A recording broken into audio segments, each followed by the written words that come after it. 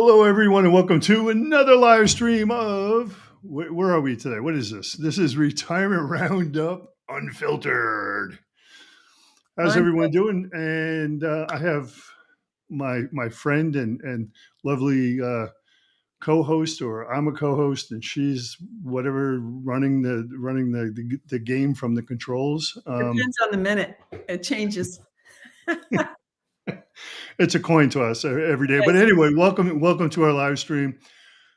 We are going to talk about, well, not just retiring on a budget, but those myths that can kill your retirement savings, your income, what you have planned. And you'll be really surprised. We're going to hit you with some really impressive numbers that are going to make you feel a whole lot better because believe me, this is not mutually exclusive. If you're watching this, there are so many people that are pre-retiree, post-retiree that are putting their hands up saying, I feel lost. I feel like I don't know where to go.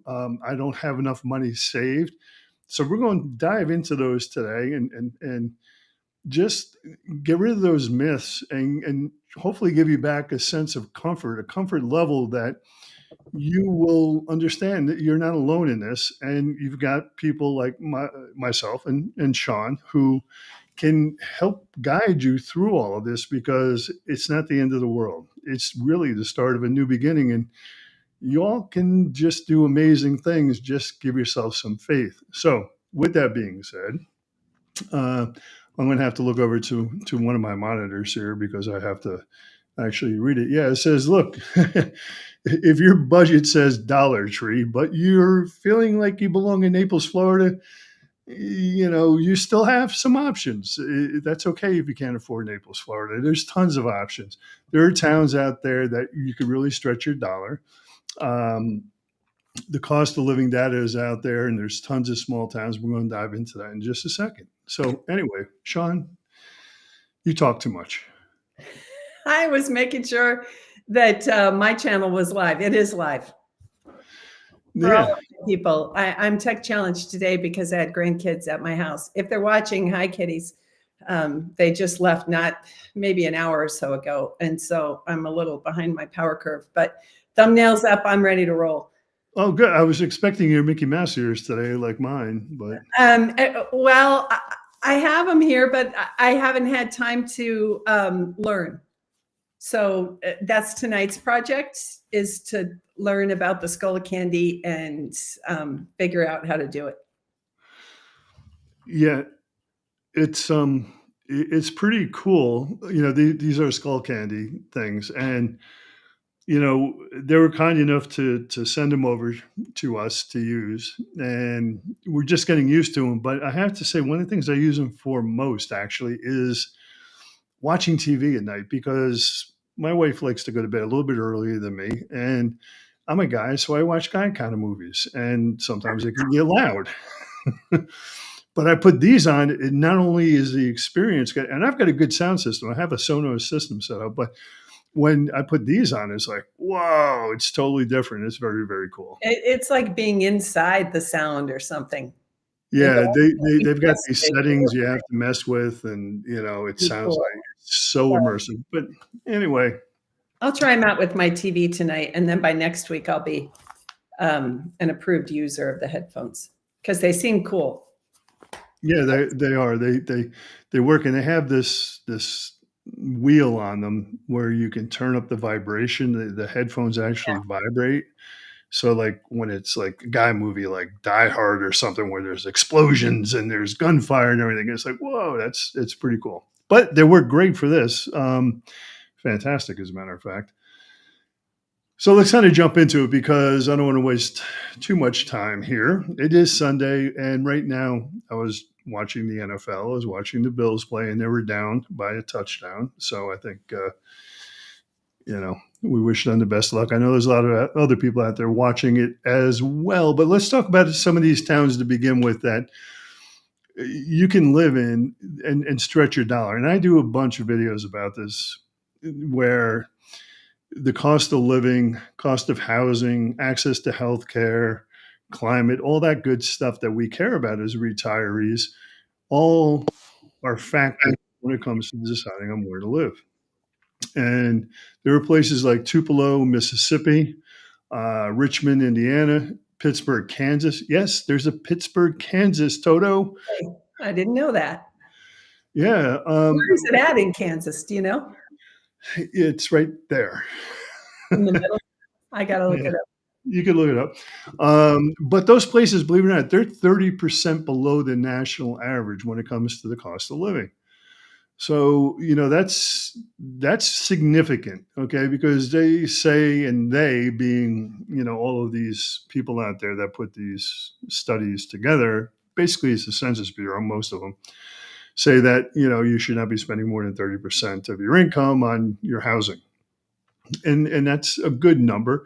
Mortgage companies used to do that, but now they raised it to like 50 or even 55%. They just want the money. They want to give you the mortgage and hope you don't go belly up. But when you look at those are towns. But when you look at states, there's a bunch of states too that work very well for people that might be on a tight budget. And we don't want you to move someplace where, your cousin Bob said, "Hey, this place is fantastic," and you go there and find out that your savings are disappearing faster than Houdini. So these states are like Iowa and Tennessee, Nevada, and Texas. They've got some of the most affordable states that there are out there. And if you kind of connect the dots, I should say, a lot of those places don't have state income tax, which is a big draw for a lot of people. However, they make it up in other ways. Yeah. So that's one of those myths out there that people get caught up in all the time. They're like, "Hey, cousin Bobby says, move to Nevada because there's no state income tax." Yeah, but when you get the property tax bill or you get your utility bill because it's 115 degrees, then all of a sudden things start to balance back out again. I wonder, do we have, if you're a person from Nevada, put a 1 in the chat so we know who you are, and we'd like to know what your utility bills are. Contrary to popular belief, Phoenix is not as high as people seem to think it is. Yeah, and listen, somewhat this is totally interactive, so we're here to answer your questions as well, not just to spew out information to you.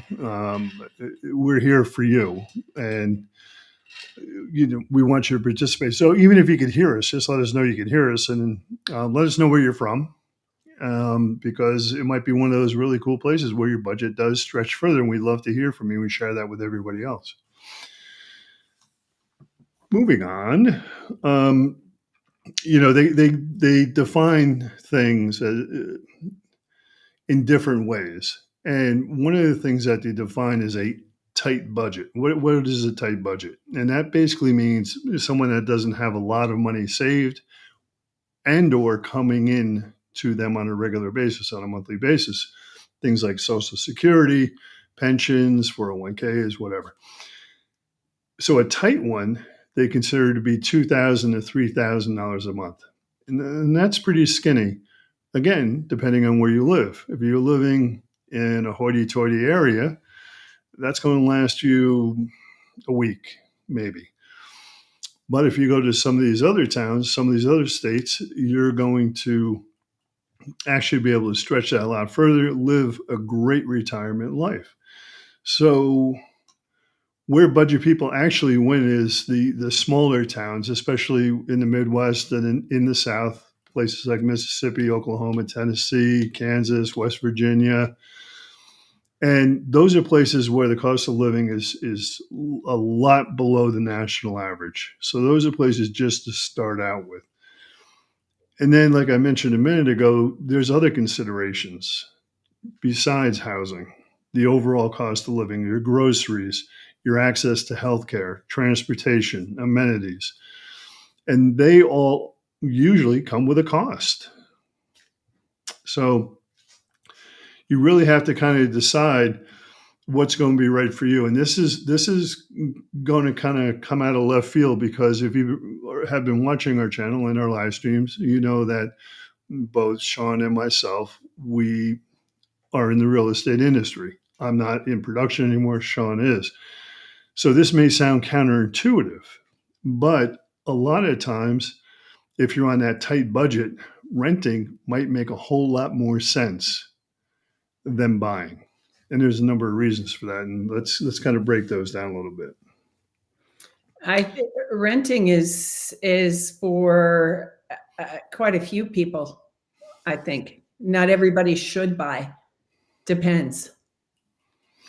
It does, and I've been a big advocate of this, and something that I've been shouting from my mountaintop is you should go and rent basically for your first year, anywhere that you go, 6 months to a year.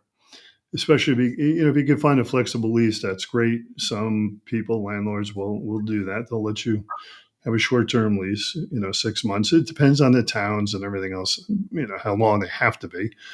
But to go there and not live like a tourist, go there and live like a resident.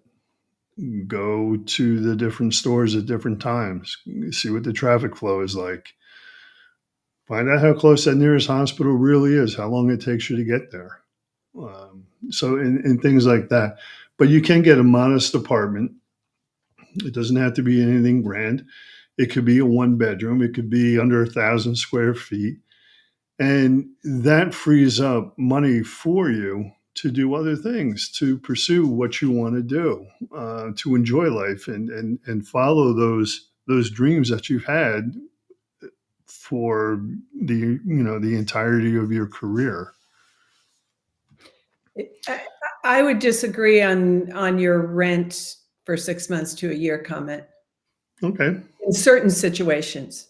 Now, if you're going to try out Pittsburgh, Kansas, yes, you should rent there for a year and make sure that you're okay with living in a more small town environment. If you're coming from a big town, if you live 3 towns over and you've got friends there, yeah, then you probably can go there right away. But if you're going to a place like a 55 plus community, I would not waste a year of my active go-go years renting. I would do a lot of due diligence starting about the time you're 55, do some site visits, maybe rent for a month.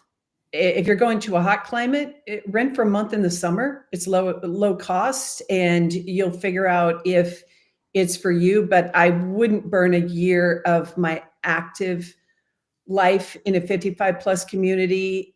And the other thing, not all communities, but some communities, I don't want to say the word stigma because nobody is like putting a scarlet R for renter on your shirt or anything. But people don't want to build relationships as much knowing you're a renter because they think you're a snowbird 3-month renter. And so you have to temper that a little. But I agree. If you think we've always wanted to live in a college town, yeah, I'd go rent there for at least the time during the college season to see if you like all that buzz. College towns aren't what they were 20 years ago. And maybe one is better for you than another. But if you're on a budget, it's the moving that is the hardest thing because it's costly. And so figure out maybe a region so that you don't have to move long distance. You don't want to be crisscrossing the country. If you think you want to go to the Southeast, okay, rent there for 6 months. But don't think you're going to try out, Utah 1 year and the Southeast the next year because you're going to burn a lot of unnecessary cash going back and forth. Yeah, and okay, let's play this. Remember this show, Point Counterpoint? Yeah, I just got a video about Point Counterpoint. Only us old people remember that show. Was it like on PBS? I think it was a PBS show. Yeah, it was a PBS show. Yeah, but my counterpoint is this, and you mentioned it there. I've seen people do it repeatedly, and I refer people to my agents all the time, every single month that made the mistake. They didn't rent first. Now, if you're eyeballing a 55, I get it. Okay, 55 plus. It's a different animal than just Yeah. We want to move to a college town because a Yeah. lot of people So you're in Scottsdale and there's 55 plus communities near and around there. And to rent there, number one, they just may not allow it, unless it's a specified amount of time, like 12 months. and it's But 6 months to 12, okay. So, the reality is that, yeah, if you're going to Utah, like St. George, Utah, or if you're going to Amarillo, Texas, you probably want to rent to figure it out. 100% to make sure figure out what the vibe is. Do they have what you need? Healthcare is the number one, but do they have places to eat? Do they have the kind of church that you like? Do they have if you're into pickleball, how many courts do they have there? Those kind of things matter. And you can do a lot of that due diligence by researching online in advance, but you can't get a feel for what the vibe of the place is. Are these people weird or are they all related? Because the whole town Are is, they weird? oh, I'm just going to be honest. Sometimes people are weird. In 55 plus communities, I like people to do a guest day, go sit at the bar and look around and think, are these people my people? Are they weird? Are they nice? Or is it a clique that I could never get into? I went to the villages for a few days and I figured out really quick, those weren't my people. Well, Rent I, help. I, For some people, it's a good idea. I do agree. Depends on the place. no, I agree. And, not too long ago, I was in Miami Beach and I spent time on the beach and I did a survey of questionable bathing suits. That's why I'm not going there. I need like the burkini. That's what I need. But that's age appropriate. It's nice, Yeah, and you look lovely in it. But I mean, so I'm like, holy moly! But we're getting way off track. we digress. But it's true. I mean, people watching is part of your retirement too. You sit there and you're sitting in a cafe, you're sitting on a beach, whatever. Yeah, you're judging people. People are judging you too. You don't know it, but Do they with are. the overall vibe. Does it even have a cafe? If you're going to a small town, that's the first thing I'm going to check out. I love a good cafe, but I might need more than one in my town. And if it's a Starbucks, I'm out. I Yeah, mean, no, you know what? One thing I like to find is independent coffee shops. I love coffee. mhm. Is there a library? Oh What, man, if you're on a budget, what kind of free services? let me ask you this: have you ever done this? Because I did it today. Sunday morning, I wake up, I'm groggy. I go down to make a cup of coffee, and we have one of the pod things that you make your coffee. Put my cup underneath the thing, went off and did my thing. 5 minutes later, I come back, and there's coffee all over the counter, all over the floor, going down the drawers and everything else. I misaligned my cup to where it actually comes out. I've done that, and then I've also been so out of it that I put my cup under, hit the button. I forgot to put the coffee pot in, and then I got a cup of hot water. Well, Many then you just grab a tea bag and throw it in. Oh, there's that. Many years ago, I had a brief stint at a place in the South called Shoney's as a waitress. Oh, I remember Shoney, sure. Yeah, we needed Christmas money. I was a young military spouse, and so I got this job at Shoney's because we were only there for like 3 months for training. And I had to go in at 4:30 in the morning to open. They entrusted me with that, and they had all these coffee pots. And I put all the coffee in like 8 or 10 coffee pots, flipped the switch, went off to start making the strawberry pies. And I realized I forgot to put the pots in there, and coffee was everywhere. It was like an I Love Lucy episode. I lasted about 6 weeks there. I got enough money for our Christmas, and I never entrusted myself with that again. At the coffee shop, I would only work the register. That's all I could be qualified to do. But That's I why, love a well, good coffee shop. to me, I was like, that was a real brain fart today. I mean, I was like, how can I not put the cup in the right place? Well, have It's you got ever the done that? stand for it. It's got everything. If you haven't had coffee, you wouldn't be thinking right. And so I think that's a forgivable, I'm not even going to call it a forgivable offense. It's an acceptable faux pas. A nice way. Well, thank you. And my wife had a good chuckle too. And she came back and said, I did not misalign my cup. I'm like, okay, I get it. You need a But bigger listen, let's move on to some stuff here, because I talk to people every single week, as I know you do, and they have multiple concerns about multiple things when it comes to the retirement. And one of them I get, and listen, if you're 60 with no retirement savings, this is one of them. Okay, they're like, I have none. You're not broken. Okay, you're actually the definition of an American. You are. The system basically set this up on you. It's nothing to do with you personally. And I want to reinforce that it doesn't have anything to do with you. It's not your fault. Yes, they take money out for Social Security and things like that. But if you look at some of the stats that are out there, 20 to 46% of Americans have no retirement savings. None. Zero. So they're working week to week. Did you see that story that came out about the veteran who was working in Walmart, I guess it was, Did, or and I something? love that story. It just it tore at my heart to think that guy was, what was he, 77? And he 80, he was like 88 or Oh, something. that's what it was. He was well into their 80s. 77 is a lady who called me the other day, bless her heart, same situation, only she can't find employment. And I lay awake at night thinking about the people that watch my channel and that call me saying, hey, I don't know what to do. I not just on a budget, I have no budget. And so that's I'm happy you chose this topic today, because it is America. Sadly, it is America, and a lot of people don't have a support structure. Maybe their spouse has passed away. Maybe they don't have family members. Maybe all kinds of things have happened along the way. I don't think when you're 28 years old, you ever imagine yourself to be in a position like that guy who was having to go to work every day. Yeah, You, well, yeah. Just to recount his story, he was a veteran, but he also worked at Ford, and this is what really pisses me off.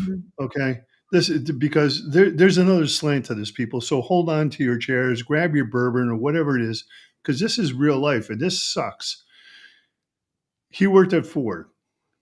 Ford, during the Great Depression of the mid 20s, the beginning of the 2000s, right? 2008, 2012, they went bankrupt. So Ford wiped out all of their pensions. Okay. It got wiped out, as well as their health care. And that's when this guy lost his, pension, which was terrible. But the government came in and bailed out Ford. Okay. They gave him money to get back on their feet. They gave him money to get out of bankruptcy. And they did. They reemerged. Now, I'm not going to talk about them today, but what I am going to talk about is the people that were most affected during this were not the banks. They weren't the airlines. They weren't the car manufacturers. They were the people in the real estate industry and people like you and me. We did not cause this. The mortgage companies caused it, but real estate agents never got a dime from the government. And there was over 1 million of us, which is bigger than any of the companies that they gave money to. Yeah, So we don't get bailouts. We don't have pensions, unless we set up our own stuff. But we don't really have an employer. We're self-employed. But the big companies, Ford, big airlines, my own family situation was impacted by an airline bankruptcy, and that pension goes away. The government does give you a small amount. I think it correlates with what your level of pay is. And so that guy at Ford, he might be getting a few $100s from that pension when he was promised something. And corporations, because of the way laws are written in the US, they can strategically take a bankruptcy sometimes. And, after 9/11, I don't know that United Airlines had to take bankruptcy. It was a strategic move. yeah, If there ever was a time, 9/12 is the day to file that, because now we can appear to not be so bad. We do have some losses, and this is a way to break the pensions. And I'm not a huge union fan, but this is, that's part of the reason we have unions, to advocate for people in these situations. And I think it's a dirty trick that the system Mhm. allows. It's like a little loophole. And so that's how people end up with zero, or it just, you planned for your life to look different and then it doesn't. It could be any number of things that have happened to all of us along the way. Yeah. Now, a minute ago, I just stated some stats about the amount of people that don't have anything.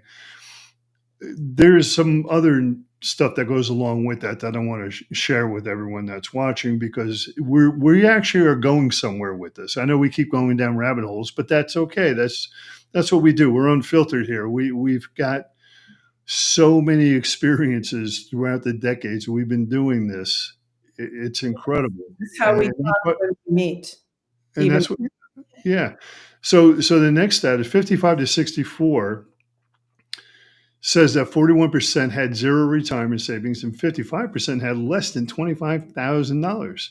So listen, if you're 60 with no retirement savings, you're not the odd one out. Okay. You are literally in the middle of the herd. Okay. You are. And this is where you could realistically retire in different places. An ultra budget US town. Okay. Cheap small towns, like I said, Mississippi, West Virginia, Oklahoma, Kansas, Tennessee, maybe Western Pennsylvania.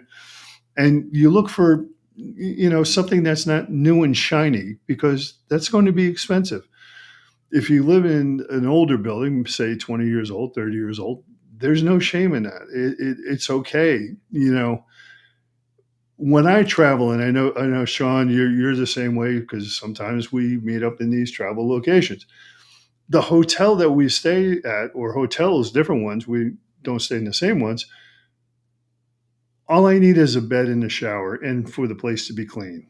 That's it, because all I'm doing is sleeping there and then showering and then leaving. And that's the same thing with your retirement. If you go ahead and plan your days, whether it's volunteering, whether it's doing activities, pickleball or hiking or whatever it is, you're not going to entertain all the time, and you don't need a place to do that. And it's a lot of these communities, a lot of these complexes now, they do have common areas where you can entertain if you want to do that. I know that 55 plus, I mean, some of those things are colossal. They're like 35,000 square feet or bigger. They're huge. Big amenities. I tell people that I talk to now, all of the viewers on my channel are looking for 55 plus communities, but a lot of people on a super tight budget, just like you just said, it's the house is a place to lay your head. If you're going to a 55 plus community, the point is to not be sitting in your house all day. We need just a tiny space. In fact, I wish we had more communities. In some parts of the country they do, where we had all the big amenities and single family homes. But somebody like me, I live by myself.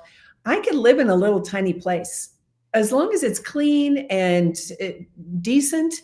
I'm fine. I don't need a huge place, like you said, entertaining. This is not like when we were younger, having large family gatherings and stuff. I go see my kids for that. So I want to know, what are the amenities, and if you're going to a town,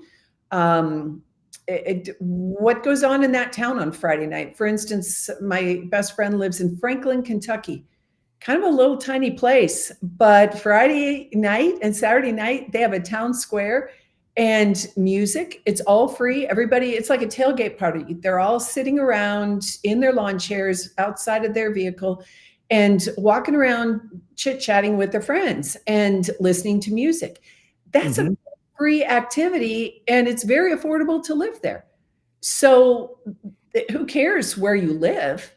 What's your lifestyle going to be on your budget? Uh, I got my beat back going on here. It cut off for a second, but no, Right. yeah. I mean, the bass on this thing is incredible, but yeah, you're right, and that's exactly my point. Is that maybe you want a second bedroom because maybe you're still doing a little bit of work, or you have a side hustle or a gig or something you want to do, or someone's going to come visit you every once in a while. I can't tell you how many people that I've moved literally from a 5,000 square foot house down to a 1,200 square foot house, and they're thrilled, and it gives them freedom. And I'm still in a single family home, but my next move is to a place where I could just turn the key and walk away and not worry about it. And that's it. That's my lifestyle. I want, and of course, I have to share this with my wife. She's actually the one who will make the choice. I wish we had more of those options that weren't like assisted living. I don't want assisted living. I want enhanced living. That's very cool. You should coin that. I like that. Enhanced living. That in my free time. I'll buy another domain name for that. Enhanced living. I think that's what a lot of us want. It's about the lifestyle. For instance, I like to do long distance hikes. And part of the reason I like that, you don't stay in hotels, you stay in a hostel. I like the community of all of the people. And then at 6 a.m., you grab your backpack and you're out the door. And all day long, I'm not in a space. I'm walking to the next town and the next hostel. There's something to be said for that. And like you said, you want to turn the key. So don't feel, if somebody's out there watching this and you're thinking, yeah, I'm 60 and I don't have any money. There are ways around that. You just have to get your head in a different space. Yeah. And let's talk to that exact thing, those two things, getting your head around it, and two, the community. And here's two hacks, real simple. First one is, it's a roommate hack. Okay. You get a roommate, you share a place with someone. Yeah, it might be a college throwback kind of a thing. And of course, you have to pick the right person, where they have to pick you. And here's an insider tip: don't pick your best friend, because it never works out. Okay, because they leave dishes in the sink, thinking you're not going to care, but you care. Things happen. It's like college all over again. Don't do it with your best friend. Do it with someone that respects your space and who you are, and you respect them too.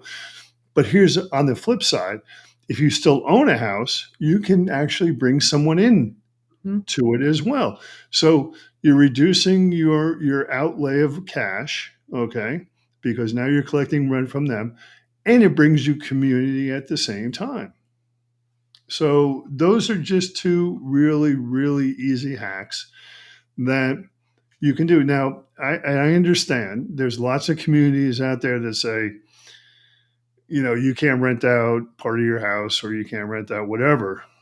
And I recently looked at a place that had a built out suite. It was a tri-level townhouse. It had a built out suite in the bottom. And I'm like, this would work, but this suite, I mean, it had everything. It had a stove. You know how they do it, right? They build it, they get it permitted, they get it approved, and then once it's done, then they move all the appliances in. Like a granny flat was what it was. That's what they call it, granny flat. So I'm like, yeah, I can rent this out. They have their own private entrance, blah, blah, blah. It's against the community rules, though, to allow someone to rent. So you get creative. I'll leave it at that.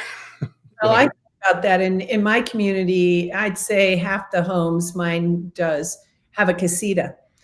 And we live in a very popular place for winter rentals. And I have family that come stay in my casita when they're moving, or they're here for medical treatment or something. What's a casita? Can you tell me? Because I don't know.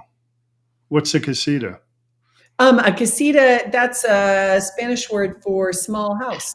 It's like an ADU. It's an ADU? Okay. A bedroom, a little bar, kitchen. I don't have a microwave in there. I should, but enough space for a little fridge and a coffee maker, and a bathroom and a closet. And so it's a great guest house for a family to come stay in. But during the Super Bowl time, because Scottsdale will host the Super Bowl and a bunch of big events, the HOA is pumping out announcements by email. No rentals of your casita. Well, how are they going to know if I decide to have a partner and move in. I really have thought about that. If I ever wanted to rent that out, yeah, I think I could. You Yeah, know, well, that's my cousin or whatever, uncle, brother, sister. in California, they've just changed the law where you can put a ADU in your backyard if you want to get some affordable housing. That's a perfect place for a retired person.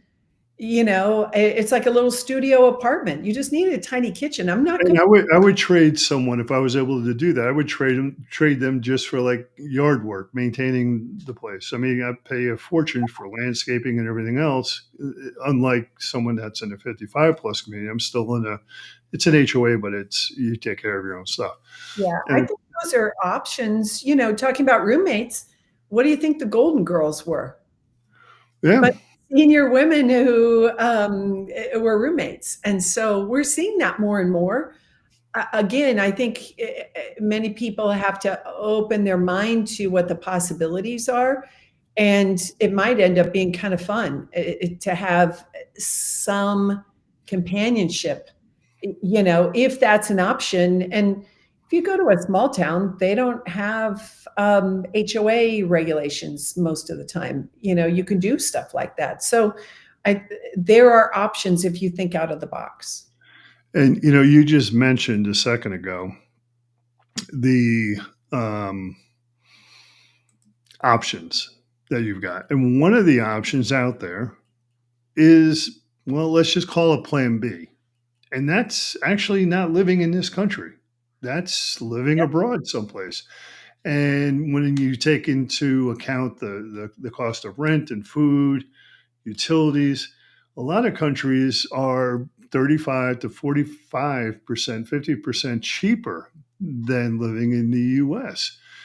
And there's networks out there that can help you through all that stuff. I don't specialize in that.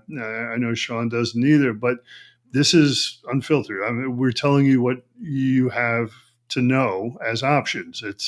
We're not selling anything. We're trying to help you. And a lot of people are doing it now. The one thing there, because don't think you're going to move to Italy and if you have no resources and be able to do that, do your due diligence before to find countries that will give you a residency permit, because you do have to have some money in. If you're a couple, it would be easier because you need a certain amount of income per year to get the residency visa. Different countries have different requirements because they don't want, although they all seem to let a lot of people in, they don't really want people who will be a drain on their system financially. Most of Right. that healthcare, but if you can figure out a way to get established, there are lots of really interesting places to go, especially if you're somebody who doesn't have a lot of family ties. You're free as a bird. That is something to investigate. And I mean, I watch all those YouTube channels about relocating to different countries. I'm fascinated by it. I don't think I will do it full time, but maybe part time is an option. And that's exactly where I was going to go with this too, because you can, especially if you have a smaller, say, apartment that you're just renting. Okay. Uh, you can go for a few months out of the year. Maybe it's during the part of the year where you don't enjoy the weather, but you go there. The rent is cheaper. Maybe it's half of what you're paying back there, but you have enough money to afford it, and you can do that. But your cost of living goes down. And sometimes, yeah, you may be able to sublet it for a short amount of time, but I would just leave it alone personally. And I would just go and do it and go back and forth. And, I've traveled and lived around the world, literally. And there's so many places with so many fantastic things out there. We were just having a chat about this last night. Just the food, even simple food in different countries, is so amazing compared to here. And that's part of the experience, that if you didn't get a chance to travel during your career or when you were working, or bringing up your family or whatever it is, some of those most simple things. And you know what the simple thing for me was? I'll never forget this.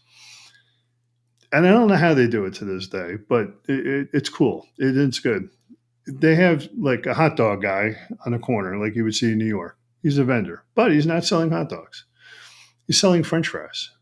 Okay, Mhm. this is in France, in Rotterdam, and they make a cone out of paper. And I don't know how they make the cone because it sticks together. I don't get it, but they shove all these nice, big, fluffy French fries in there, and they give you a thing of mayonnaise to go along with it.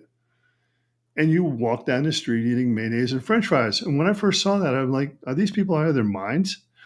But then I started eating them, and I'm like, "This For is the best thing in the world." bring your own little packets because even they charge at McDonald's for those in other countries. But yeah, the street food in these places is great. It's inexpensive food and generally healthier than what we have because they have stricter, requirements. Your only issue with going overseas if it's temporary is healthcare. And I don't know how Medicare figures into that. I have a different kind of insurance that will cover me overseas privately, but there's got to be a way. You can go to Europe on a 90-day visa and then exit for a few days, go to another country, take the train, and or a boat over to Albania or somewhere like that. I don't know. I don't think Albania is in the EU, and then go back to your other country and your inexpensive apartment. A lot of Asian countries you can live super cheap. So if you never had adventure and you are up for it, I think it's an amazing way for people to save money. And maybe not that I'm going to hate on Pittsburgh, Kansas, but that's not going to be for everybody either. And there's not a lot of adventure there. So if you are adventurous, hey, yeah, I'd do it for at least a few years. It But could be you might meet some very interesting witness protection people there. it would just be really, really a fun thing to do. I'd be up for that. Yeah, totally. I mean, like I said, I've traveled the world literally, and one of the strange things that I came across in Belize was we went into the rainforest and then we went to the Mayan ruins and all that stuff. And again, there's this little food stand in the middle of the rainforest, in the middle of nowhere. You would never expect to see it. And they were making empanadas. That's all they were making. So we went up and said, we would like X, Y, and Z. And the woman in perfect Bronx accent said, "What do you want with that?" I'm like, "Wait a minute. You don't sound Belizean to me." And she's like, "No, I'm from the Bronx." I'm like, "What the hell are you doing here?" She said, "I came here 7 years ago. I was tired of paying all this blah, blah, blah, blah. And I came down here and I know people go to the Mayan ruins and I know how to make empanadas." I'm like, "Great." But it was really good. So, those stories when you travel, when you see things, the food again, it's all part of life. It's not just, "Hey, this happened to me today." It's like, this is living, and that's part of it, regardless of how much money you have or don't have in the bank. You can easily make it through. Yes, you may have to work a little bit or figure out a side hustle or a side gig to bring in some more cash just to live off of and keep your nest egg, as much of it as you can, untouched. But the other side of this, and this is where I did the research as well. The rich people retire differently. But you, if you're watching this right now and you find yourself to be in one of those statistics that we mentioned a little bit earlier, you don't want to die the richest guy in the cemetery or the richest woman in the cemetery. There's no reason to. Yes, hoarding money, putting it away, saving for a rainy day, all that kind of good stuff. It's all smart. But if you have it, you can't take it with you. That's the bottom line. The key is to slide into home plate and with zero. maybe leave something for your heirs, but if you do it right in the best way, you enjoy your resources. And if you don't have a lot of resources, there's still ways to enjoy your retirement. It just got to think out of the box. Hey, Samantha, good to see you. Thanks for tuning in. Samantha's in Massachusetts. She is going to escape the cold and come to Arizona soon. Good for her. I mean, that's like, I know we're unfiltered, and I would probably get us kicked off YouTube if I said what I'm about to say, but I won't say it then. But yeah, Massachusetts.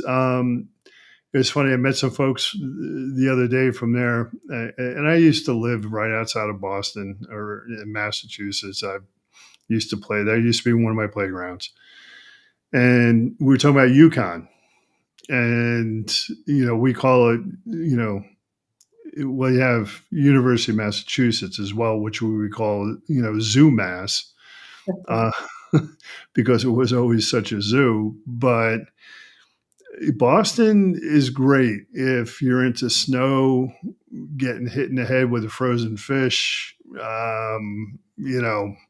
sitting in traffic on Sturrow Drive. Yeah, and I understand I'm talking about Boston specifically, but even, if you start heading out west to the western part of Massachusetts and you get into the Berkshires, they're lovely places.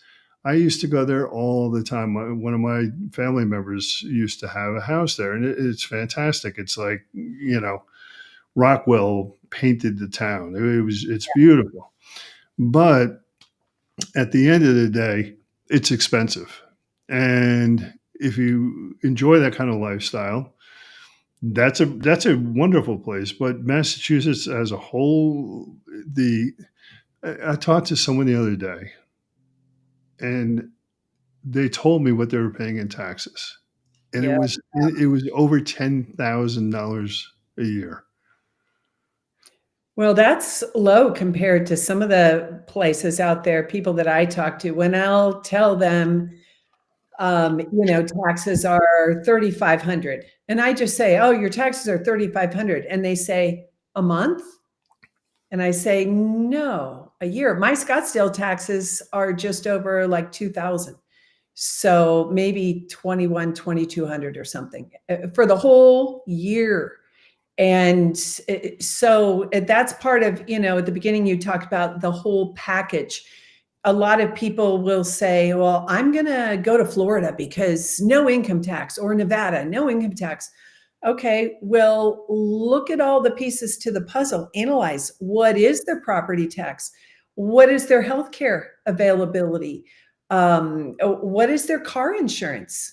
What is worse yet, if you're thinking Florida, what is the cost of homeowners insurance? That's crazy. And you might say, well, I don't care, I'm going to rent. Well, that's factored into your rent. If your landlord is paying insurance, that's going to be a big deal. And so it has to go beyond just what's the state income tax. Because usually, Texas, super high property tax. You have to analyze the entire package. Yeah, and it's not just property tax. I talked to another person this week, and they had two teenage sons join their car insurance policy. Oh, killer. $16,000 a year. Oh, I see. I never had that. I had two boys, but they were 9 years apart. So I didn't ever have to pay two at one time. That's, I would have to let them just do Uber. That would cost you. Become Uber drivers. Become a driver. I don't know. Okay, yeah, we got something here. I think one of your friends. Gallons across the lands. Hey, welcome, guys. Great info. Thank you so much. Looking to retire next April and looking at different areas. I am so glad that you guys are looking at different areas. I love all the options we have now. And that's why I like YouTube, because we can research I mean, I know you guys are watching this channel, either mine or Keith's, and I'm watching all the same channels you guys probably are. You know, I like the Move to Italy channels. I watch the channels for the Philippines and you know, other places in Asia. Even though I don't think Asia would be my thing, it just communication for me might be hard. But I'm more moved to Italy, and I just want to sit there and knit socks and not. Are you serious? Come on. I do. There's so many little. I want to read books and drink an Aperol spritz, and for me, it's cost of living. It's living a bigger life. Even though I've traveled a lot and I continue to travel, but I just want peace of without the rat race of traffic and 24/7 news and politics and just all the rat race of life. I think that's another draw for small town living. Um, Yeah. you know, or foreign living. A lot of people have lived in the rat race of life in various big cities or just stressful careers. And, you know, going back to where we were talking about the small college towns, that's a big draw. People want to walk into an independent bookstore and that has a cat curled up in the corner where they'll give you a cup of tea. At least that's in my mind what it would be. And then sit in on some college lectures for free as a senior Cool. audit. Yeah. Totally cool.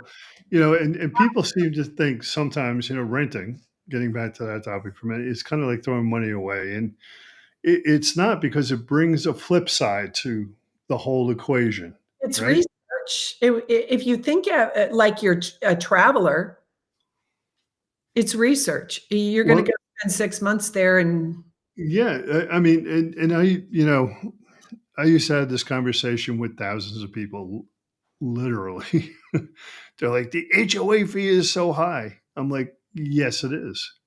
However, and this is condo townhouse kind of a thing. yeah. They're like, it's so high. I'm like, look at it this way. It's forced savings. Okay. Because one day they're going to use it. Now, if you were in a single family home on the other side and you needed a new roof and you didn't save for that day, then you got to come out of pocket or finance it, which is going to cost you more. So this is a little bit better. You can lock the door and walk away when you want to travel or spend time away. And you don't have to worry about it. The lawn's going to be cut. The outside of the building will be painted. Some include windows and doors and, decks and everything else. So that HOA fee it's a forced savings. And Yeah. here's a creative way. If you ever are going to move from a place with the HOA, especially if there's a special assessment. And it really only works with a special assessment, but you can pass that special assessment on to the buyer. Many places, even in my HOA, say it needs to be paid off, but it doesn't say who pays it off. Yeah. So you just have them pay it. One way, and maybe I don't know if you have this on your talking points, but I'll bring it up. Renting works really good for people. Maybe you currently live in a place right now where values went way up, or maybe you've lived in a home in California, Southern California, or Northern that you bought 20 to 30 years ago, and that house has been paid off for a long time. It's now worth $1 million or something. I just throw that number out. You can cash out of that house and have a big nest egg and move to a low cost area. Some people use it to buy, but some people will just rent with that money. A lot of that equation will depend on how old you are. I might not do the rent thing if I'm 57 and I just retired, but if you're over 65, then I think it might be okay to take that money, invest it well. Don't just buy Bitcoin or something. Get a professional to help you maximize the return on that rental, and then rent and spend a little bit every month while your big nest egg continues to grow without the additional costs of maintenance and taxes and all of that stuff, if you can find an affordable place to go, for a lot of people, their biggest asset, they may not have a 401k or some other kind of pension, but maybe they've got home equity. That's Yeah. where maybe a call to Keith or I, just to have a chat about, hey, what would my house be worth if I did want to make a move? Well, we can give you a ballpark idea and then connect you to one of our agent partners that can sell that home for you and then give you that nest egg option, which for a lot of people gets rid of a huge stress. These are, again, when we're 28, these are not things we're thinking of because old people are old and we're never going to be there. Well, now here we are. And these are the things that are keeping us all up at night. If you don't have a lot of income or a big savings, you're thinking, what am I going to do? Am I going to have a GoFundMe on social media so that I'm not working when I'm 88? Now, if I'm working at 88 for fun and by choice because I just enjoyed the community I work with, that's a different thing than I am so tired and I've got to keep doing this and I don't know what I'll do when I can't keep doing it. Then those are the conversations that we're happy to have with people to say, okay, how do we put together a plan for your situation? And we're each happy to do that with you just to help you kind of get some clarity about what your options might be. Because I think people get bogged down and scared. And I think some people have shame, and there is no shame. It's just where we're at. We didn't, any of us plan to be in a certain situation. Again, we all start out young with big dreams and goals. And then guess what? Life happens. It's illness, it's divorce, it's job loss. Your company went bankrupt and you lost your pension. There are a lot Mhm. of factors that happen that were not anybody's fault. It's just a thing that happened. And so you shouldn't feel any shame about it, but you should reach out to somebody and say, okay, what do you think? Do you have any ideas? Rather than keep your head in the sand and not take action, that's how you end up in trouble, is just thinking, well, I can do this. And then you're 88 and you still have to show up, 40 hours a week. That's awfully challenging for a lot of people. You're absolutely correct. And I do want to come back to renting because I'm not done yet with renting because there Okay. are positive things, which again may sound kind of different coming from people that typically sell real estate. I don't rent real estate. I don't do that. I don't touch any real estate anymore. But I know Shawn doesn't do rentals. But this is unfiltered here. We're telling you how it is out there and what other agents, and I'm not going to use the national term because I'm not part of them anymore. Thank God, after 26 years, I'm done. I don't have to listen to their stupid rules. And, Groucho Marx said, hey, if this club wants me to be a part of them, I don't want to be a part of them. I don't want to join them, and I don't anymore. So, but anyway, speaking of that, look, I've got a deal going on right now. I'm going to throw this up, Shawn. I was going to cover this up both here, but Right. where the hell should I retire? That's a question that I get asked all the time, even by my wife. I'm like, yeah, I got to figure it out. Don't worry. And she's like, wait a minute. You have to run that whole thing by me. But this is a digital download. Yes, you could get it on Amazon, but you're going to pay more. Or you could just go to my website, retirementlifeusa.com, grab a copy there. There's an introductory um, price for it right now. I think it's like $297 or something like that. But anyway, you can grab a copy of it, and then it's going to jump back up to its regular price. That's on Amazon. But you get the paperback, or you can get just the digital download. So let's go out of this. If we can figure out how to do that, that would be just ducky. Oh, we did. Look at that. We're back. Thank you for that commercial interruption. When you Um, 97, that's $2.97, not did I two. say 297, like 297? If you want 297, just put $297 in there. at 297, and I'll give him 297. What a pal! What a pal! That's Let's just jump into this because we're hitting our hour mark here, and actually we just surpassed it a little bit. But um, listen, rent is not throwing money away. It's not. There's some really good things that come from it. It protects you against surprise repairs. It can give you some actual flexibility with your healthcare. Okay, because you can move to a place that has like maybe a teaching school, medical school, kind of thing going on where you can rent and your Medicare covers it as long as you're not that advantage thing. You don't want to get messed up with that. But then you have access to it. No one thinks about that. Moving to a place just to rent, even if it's for a short amount of time.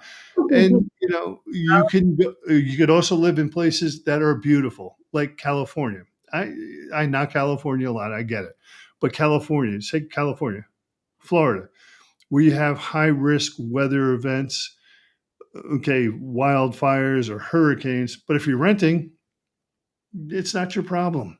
You leave should something happen and you take your belongings with you. So, would you rather throw money away on, you know, fixing a roof or HVAC or your foundation or whatever it happens to be? Or maybe just enjoy life a little bit. It's a well, little less stressful. for people on a budget, that is a high priority for renting. Priority is not the word, but you know what I mean. Because you don't want to have a bill for $18,000 to put on a new roof when you don't have any savings. If your house is getting up there in years, that is a vote to sell it and move into a rental. It's good to have options. Going back to the healthcare thing real quick, in Arizona, in the Phoenix area, we have a really good dental school, and you can get good dentists there. And it is really inexpensive because Medicare does not cover dental. And that's a big thing for people as they age. And so, in your research, if you're a person who thinks you might need dental care, could be good to look at places that might have a dental school. They have to get so many clinical hours to, complete. I guess it's probably a residency like MDs. And so you can get care at a really reduced rate. Yeah. Oh, are you still there? Okay, I lost you for a second. Okay, cool. Yeah, this whole program, I guess I'm still getting used to it too. But listen, at the end of the day, you can buy someplace, and say you buy in a great community, and there's pickleball courts, but you don't play pickleball. Well, you just donated whatever portion of your HOA fee to the people that play pickleball. You're paying for something that you're not using. So look at the rental thing because a rental place, if they have pickleball, it's probably a separate charge. Many times it's a separate charge. Different amenities or different things. But let's kind of wrap this up in a way that leaves you with a positive feeling because it is positive because it's not the end of the world. I know so many people get caught up in the money myths that are out there. People that have talked to Uncle Bob or cousin Steve or one of their coworkers or something one of their family members like their dad or mom handed down to them. Things have changed, people. It's a totally different dynamic. Rentals, ADUs, generational homes, small single family homes, tiny homes, it kind of is what I'm talking about. But all these things all come into play, and there's options now. And if you may be one of those people that I talked about earlier, up to 50% of the folks have zero savings, and then even lower, 25 to 41% have minimal savings for their retirement. It's not the end of the world. Don't go jumping off a bridge. That's a long-term solution for a short-term problem. And it's not even a short-term problem because it's something that could be it's malleable. You can manipulate it so that you can actually continue on with the things that you enjoy, with your lifestyle, with everything that you want to include. Well, maybe not everything, but a lot of things that really you've been wanting to do since you've been, well, there's no other way to put it, on the hamster wheel, because we've all been on the hamster wheel. Yeah, I think these are some good points that we've made today. So if you're somebody who has these questions, where should I go? What should I do? Just reach out to either one of us, depending on which channel you're looking at. You can find our contact info in the description to give us a call.